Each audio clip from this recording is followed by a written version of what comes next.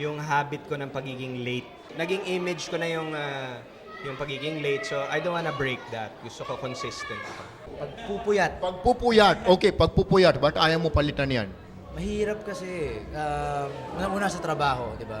Taping, tapos uwi ka gabi na, tapos pagdating mo sa bahay, di ka makakatulog. So mahirap baguhin yung ganong klaseng habit. Actually, bad habit siya kasi kahit wala na akong trabaho, nagpupuyat pa rin ako. Bad habit na ayaw ko palitan? Ayaw mo palitan. Makain ng apple. So kakain ka pa rin ng apple. Oo. Hindi ba sabi nila yung apple yung forbidden fruit? Ma-temptation yan? Kaya nga ayaw ko tigil eh. Yung pagpapaputok. Pagpapaputok, paano yung paki-explain? Mahilig din kasi ako magpaputok kahit hindi bagong taon. Yung mga lobo, parang nakahiligan ko na yung mga lobo, mga plastic, yung mga, anong tawag din? Plastic na parang bubble, Bubble gum. yon, bubble gum plastic. Plastic balloon. Ayun, saka paputok ng bubble gum, yan, mga hilig ko yan eh.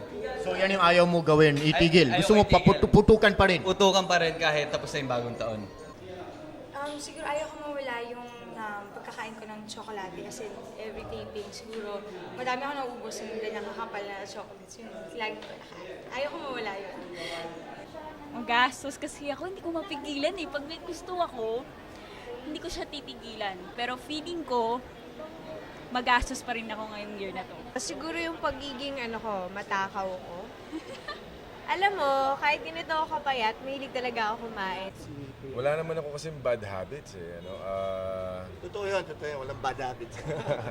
Nagbago na ako eh. Bait na ako eh. Yung malate ako. Pero gagawin ko lahat para hindi malate. Yun na lang. Ayos yun. Siguro yung pananatili ko sa salamin ng matagal na matagal, pag-retouch ng pag-retouch. Kailangan ko yan eh. Diba? Kailangan i-maintain ko yun. Masanda lang ako, nakakatulog na ako agad. Ang hirap ko nang gisingin.